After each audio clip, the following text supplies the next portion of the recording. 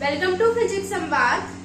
आज का जो हमारा टॉपिक है वो है force on a current carrying conductor in a uniform magnetic field. ठीक है, मतलब यूनिफॉर्म मैग्नेटिक फील्ड पे किसी भी कंडक्टर पर क्या फोर्स लगेगा, इसे आज हम डेरिवेशन के थ्रू क्या करेंगे, प्रूव करेंगे।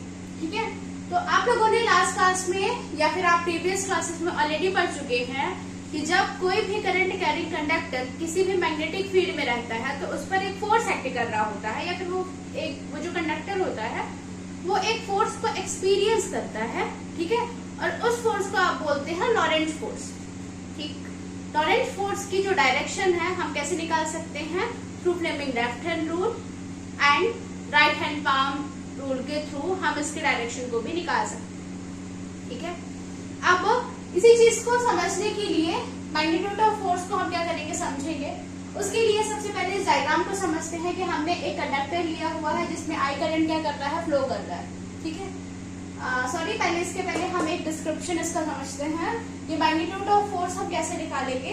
तो मैग्नीट्यूड ऑफ फोर्स को निकालने के लिए हमें एक क्या करना है, एक करंट कैरी कंडक्टर लेनी है जो कि मैग्नेटिक फील्ड में होगा, जिसकी जो लेंथ होगी वो L होगी और उस पर I करंट क्या कर रहा होगा, फ्लो कर रहा होगा।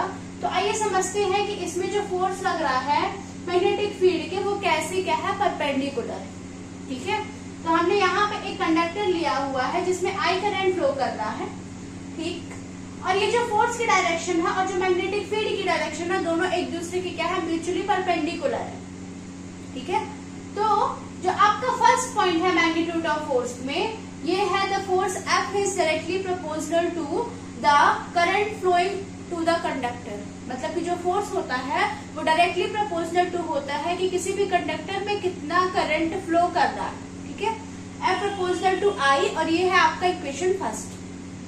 जो आपका सेकंड इक्वेशन है वो है the force F is directly proportional to the intensity of magnetic field B। ठीक है, तो F is directly proportional to B, ये है आपका क्या, सेकंड इक्वेशन। जो थर्ड इक्वेशन होगा वो क्या होगा, force is directly proportional to the length of the conductor. ठीक है, अब लेंथ को आप L से रिप्रेजेंट करोगे तो F प्रोपोर्शनल टू L हो जाएगा, ये है आपका इक्वेशन थर्ड।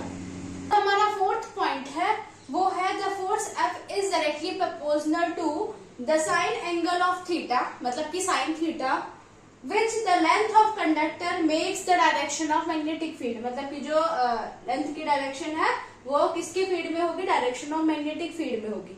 मैग्नेटिक फील्ड की डायरेक्शन कहाँ है, इधर साइड है। ठीक है, तो क्या हो जाएगा, force is directly proportional to sine theta. ठीक है, ये हो गया आपका इक्वेशन नंबर 4। अब यदि हम चारों इक्वेशंस को कंबाइन करेंगे तो आपने क्या देखा, F proportional to I, F proportional to B magnetic field के, F proportional to L length of the conductor के, F proportional to sine theta जो कि फोर्स और मैग्नेटिक फील्ड के बीच में बन रहा है। और यदि आप इन सारी चारों चीजों को कंबाइन करेंगे तो क्या हो जाएगा, F proportional to I B L sine theta. ठीक है, अब यदि आप इस प्रोपोर्शनैलिटी साइन को हटाएंगे तो एक कांस्टेंट आ जाएगा जो कि हमने K लिया हुआ है, तो F is equal to K I B L sine theta.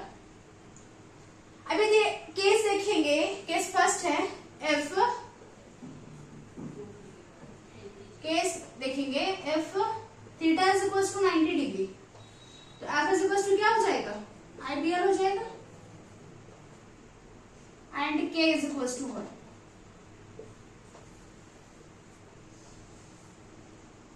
यही आपका force on a current carrying conductor in a uniform magnetic field के लिए डेरिवेशन है। ये 3 मार्क्स का क्वेश्चन आता है। आई होप कि आपको समझ आया होगा। Thank you.